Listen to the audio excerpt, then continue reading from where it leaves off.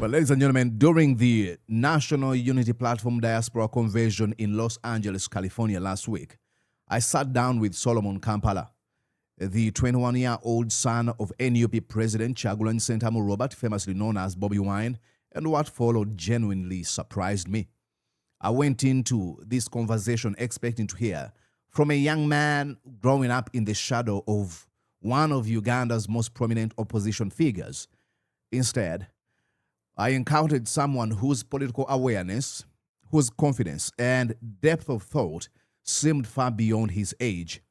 And we went straight into the difficult questions. Does Solomon actually believe Uganda can actually change? And if so, what does that change look like? Do you still harbor that hope that things will change? Things will definitely change. It's not hope. It's just, that's just how things work, you know. Things will change. Yeah. Things, that's how time works, you know. But the problem is the unpredictability. Exactly. Yeah. Things will change very quickly, and it depends on how tired Ugandans are. Well, I also challenged Solomon Kampala on something deeply personal. Why choose to engage in Ugandan politics when you come from a relatively privileged family and could simply walk away from a political struggle that has become increasingly dangerous? Solomon Kampala thinks I might be crazy to even suggest that. Okay, let's take a look at the richest man in the world, Elon Musk. Yeah. He's got so many children, but you don't see them in politics. People have said, why don't you do the same? You know, why do you even care? Why do I even care? I think it's the default natural state of a human being to care about other human beings. Look, I asked that question because his family has experienced that danger firsthand. During the raid on his parents' home at the beginning of this year, his mother was held at a gunpoint by Muhoozi's Special Force Command Gestapo thugs. Solomon later went online and responded angrily, firing some very strong words. So I asked him directly, does he regret saying those things? Because he received quite some response from Ugandans who didn't like it. And at that time, you went on social media and threw out a few choice words. Yeah. Do you regret? That was an unfortunate situation. That's what I can say. I regret my choice of words, but I don't regret the thoughts that I had in that moment, and I don't regret the urgency with which I acted. And perhaps the biggest question came at the end. At only 21 years of age, with politics already forming such a significant part of his public life, does Solomon Kampala see himself eventually running for political office at any time? That was the question. His answer may surprise you. So you just turned 21 recently. I did. Just a few days ago, and happy belated birthday. Thank you. Yeah. Are you planning to run for office at one time in Uganda? No, not really. You just said well, ladies and gentlemen, this was more than a conversation with Bobi Wine's son. It was a glimpse into how a new generation is thinking about Uganda's political future and whether Solomon Kampala could one day become a political actor himself. And that's the conversation I'm going to be giving you now. There's a few things you can do to perform magic in as far as spreading this video far and beyond. Number one is liking the video. Number two is commenting. And number three is actually sharing this video with folks out there in your WhatsApp groups everywhere. Please make sure that you are subscribed, like, and comment, and invite others to join us. Now, with those niceties out of the way, allow Mordecai Morisa Live to let you have a wonderful time enjoying this one. You're watching Mordecai Morisa Live political commentary. Please consider subscribing to help grow Uganda's Voices of Struggle ecosystem. Thank you. I cannot appreciate you enough for using your valuable time to always go on social media, break down things for people.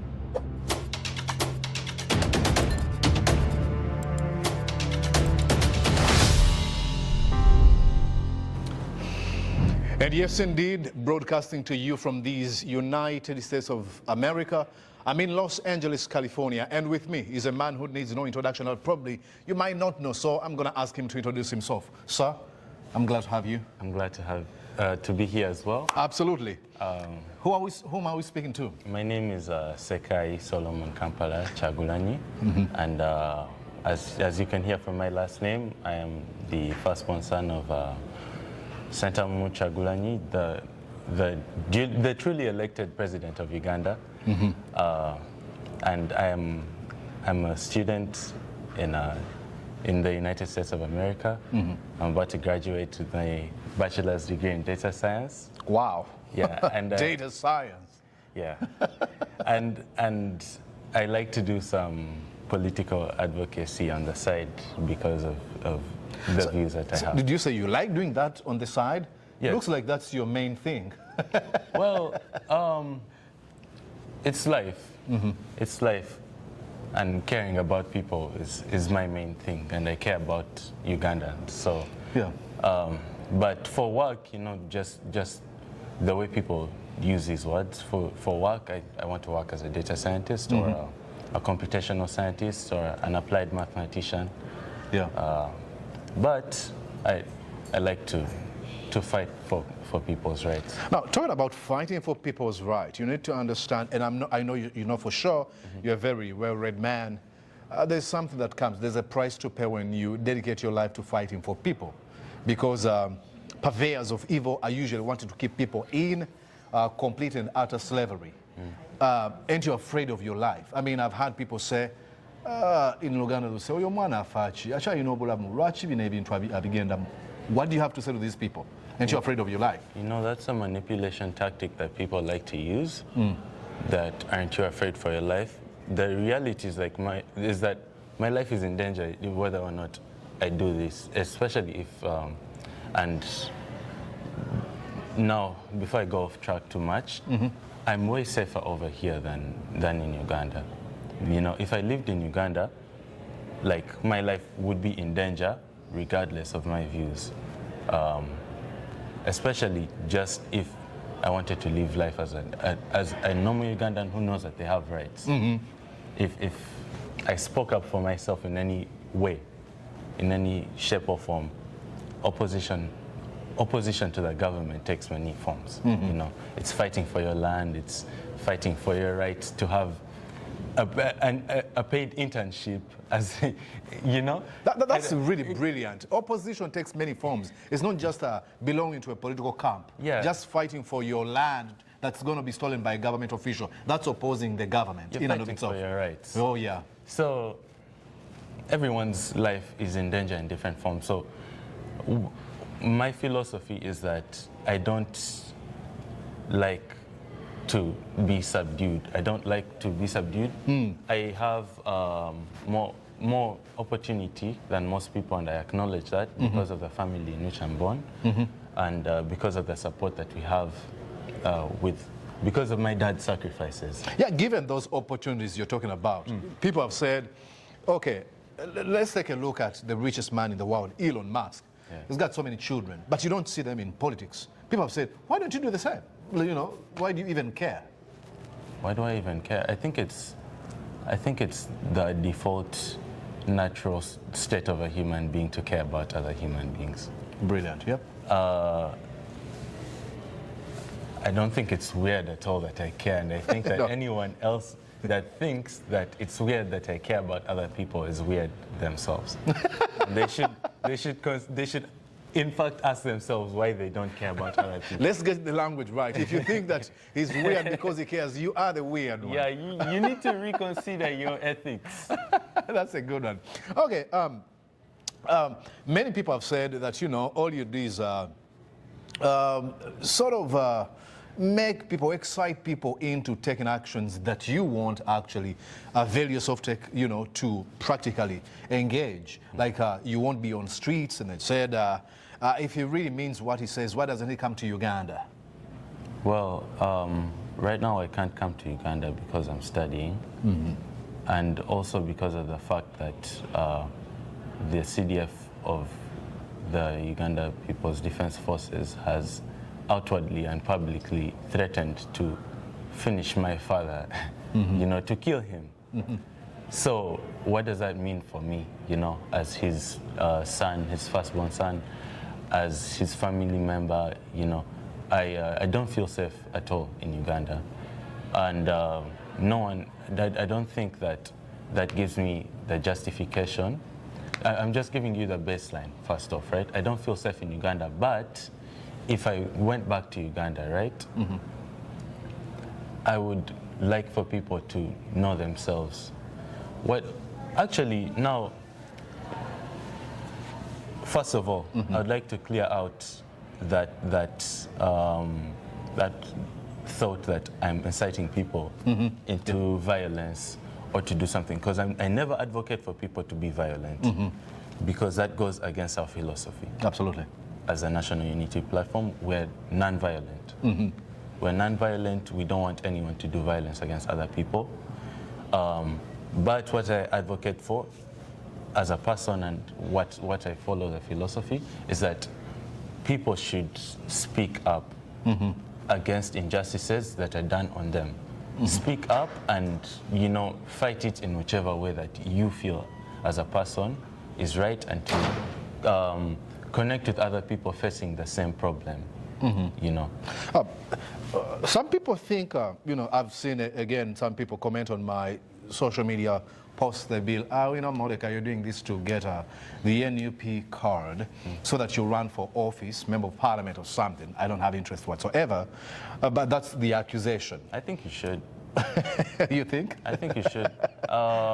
It's not a bad thing to run for office, and I think that that's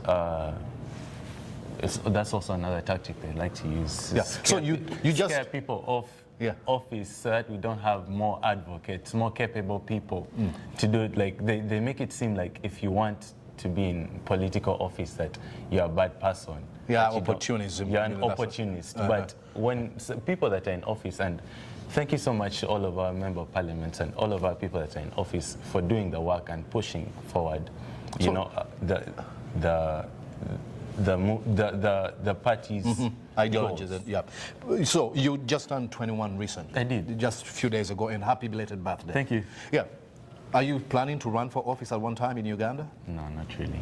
You just said I should run. Well, I think you should run because if you want, you know, unless you have other goals for yourself. But I like the work that you're doing as a person. I watch all your videos, all of them. Every single one that comes out.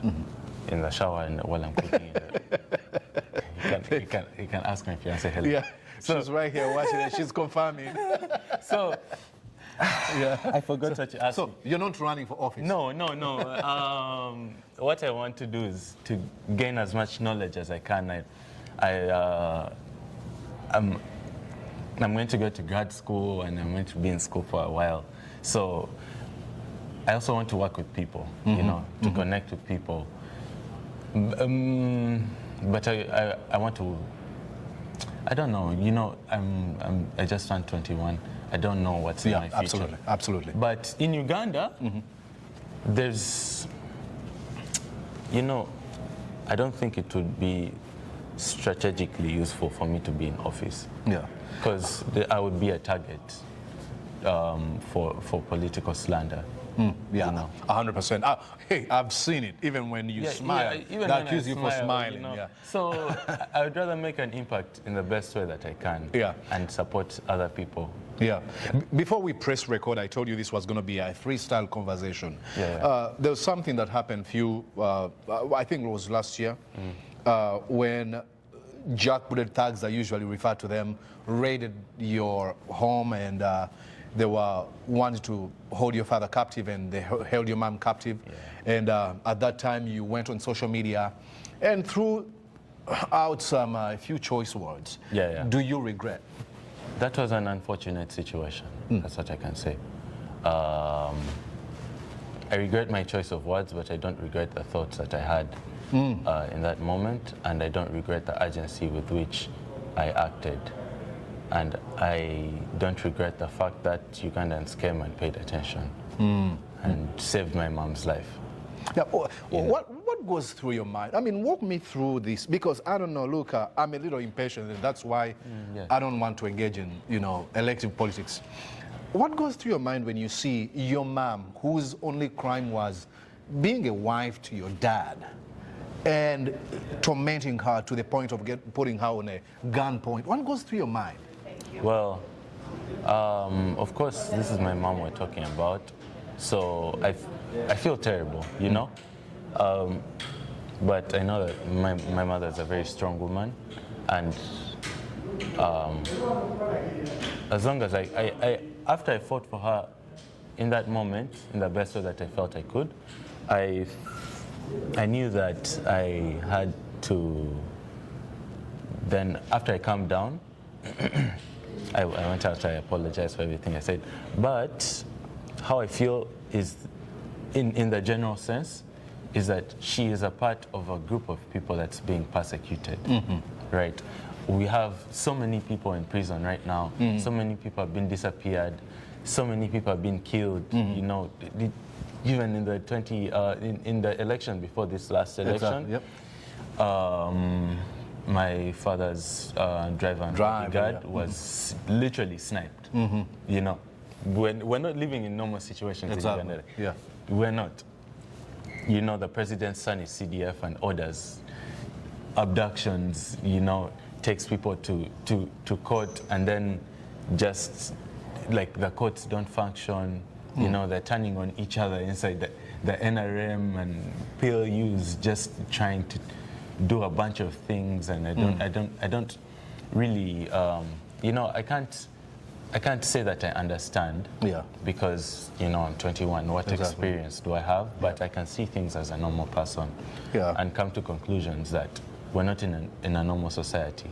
Now, I'll tell you, I'm 33 years old, and in my experience, I've been doing what I call pedestrian diagnosis, and I've come to a conclusion that Muhoozi Kainerugaba, the CDF of Uganda, is a psychopath, is a sociopath, is a narcissist, is a sick man who shouldn't be in that office.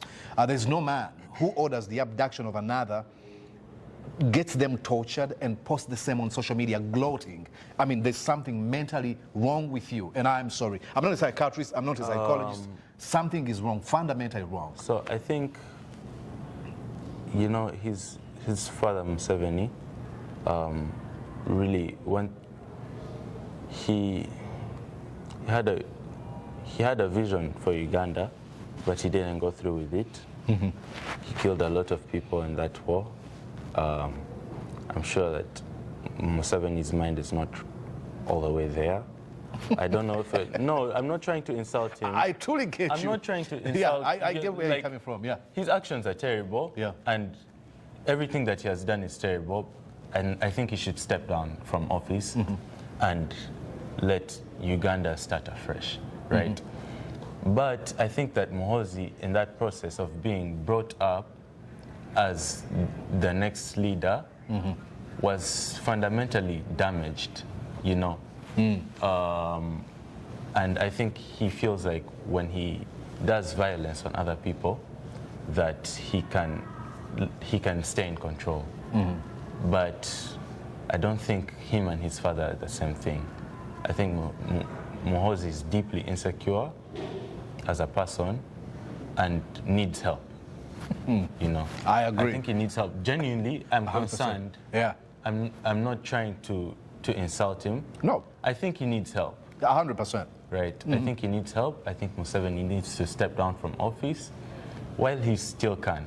You know, because he has committed deep atrocities, right? And he honestly needs to be arrested and tried. And tried by the International Criminal Court, both him and his son. Yeah. But I think I don't know. Yeah. The Ugandans have a lot of rage. Yeah, yeah. There's it's been building for quite some time. It's been a long time. Yeah. I think. Yeah. Man, if by some miracle Museveni steps down and Muhoozi relaxes and Uganda starts afresh, I think we should just leave them and forget about them and rebuild our country. Yeah. Okay? In that dream situation that is not going to happen, okay? I think that would be ideal. Yeah. To just forget about them and start our country afresh and help our people. Earlier, I mentioned you are a really well-read man. And do you... More than me by very many magnitudes. Do you, in any way, do you still harbor that hope that things will change? Things will definitely change. It's not hope. It's just, that's just how things work, you know. Things will change. Yeah. Things, that's how time works, you know. But the problem is the unpredictability. Exactly. Things will change very quickly, and it depends on how tired Ugandans are. Everything just depends on how tired Ugandans are. So you think Ugandans are not tired enough yet? I think Ugandans are tired enough, right? I think Ugandans are tired enough, but let me rephrase actually. By tired, I mean, what do I mean? I mean, by tired, like tired and ready to live outside the system, ready. And actually, I don't think they're uncomfortable enough, in the general sense. Yeah, and some of them actually are in the system. Yes. Yeah, yes. And we need many of them to abandon the system, especially those who are still in the system. Yeah, you know. But for them to abandon the system, the environment has to be very uncomfortable. I think people are uncomfortable in their misery. Not many people. A lot of people, especially the ones that have been supporting the opposition, are very uncomfortable and have realized that. But say people that have no opinion, those are the most dangerous ones. They're very comfortable in their misery or in their acceptance of the status quo. And when you have less people that accept the status quo, I think that's when we'll start shifting, and I think we're going in that direction. Before I let you go, there's something that I remember. You know, when I was still in my, I think maybe primary, your dad released a song, Mazima Wanvu, where Solomon Kampala is seen, a little Solomon Kampala, you know, in this video, and all Ugandans were talking about this new Escalade he has just bought. And that's a life, and was then a life that every Ugandan desired, dreamed to live. And here you are in 2026, the year of our Lord. Your father is pretty much not interested in that life anymore, and you are actually choosing to put that kind of lifestyle on the side and focus on this lifestyle that might cost your life. So, I'll wait for your question. I'm so sorry. Is it worth it? Definitely.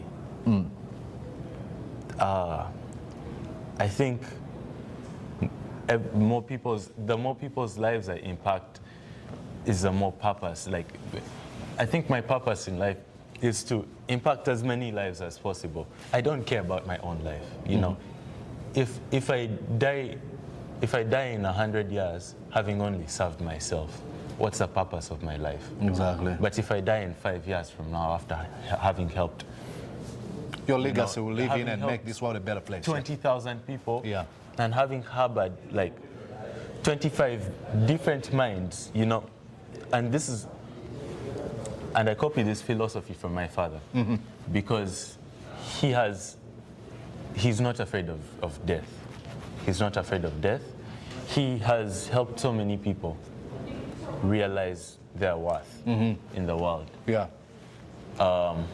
He has helped me, you know, realize my worth, that I am a part of society, and my worth is attached to the number of people I can help also discover their worth. You know, I just want to help people. Awesome. I want to help. Yeah. Wow. He wants to help people. I mean, yeah. I think it was Martin Luther King Jr. who said that life's most important question is, what are you doing for others? Yeah. It's not all about you, because in the end you live, but the most important question is, what legacy are you leaving behind? And by the way, like,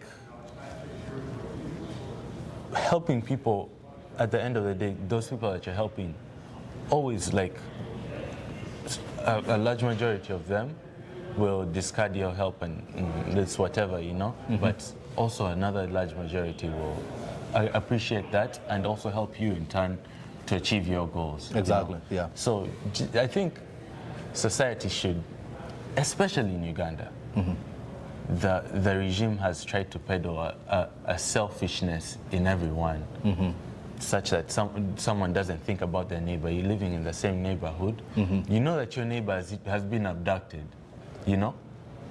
And the next day, it's just business as usual.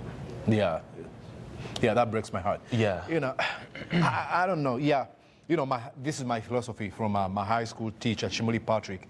He taught me that a candle loses nothing by lighting up another candle. It is rather more light that is created. Yeah. So we've got to come out and create more light more candles, use our lives to impact other people.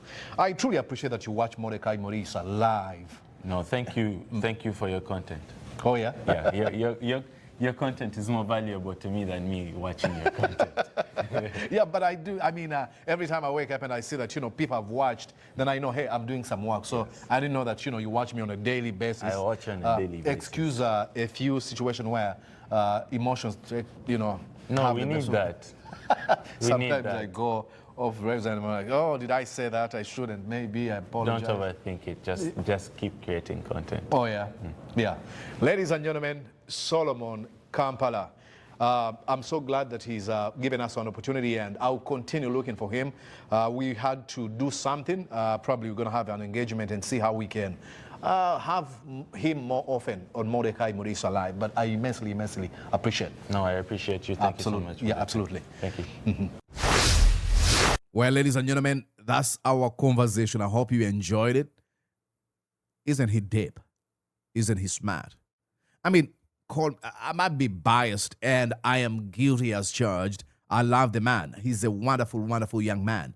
Brilliant. I have so much immense respect for him, and for special respect for him choosing to care about people. He could actually choose to have fun, enjoy his life, but you know what? He's choosing to care about the struggles, the trials and tribulations of the Ugandan people. That is selflessness manifested. So let me know what you think down in the comment section, and join us. We are on a journey of hitting 100,000 subscribers. I want you to help me hit that mark. I believe we can. All right, ladies and gentlemen, till we catch up again, bye-bye for now. Did you enjoy what you just watched? I'm sure they did. I'm going to guess that you did. How about you consider subscribing to Mordecai Morisa Live YouTube channel? Thank you.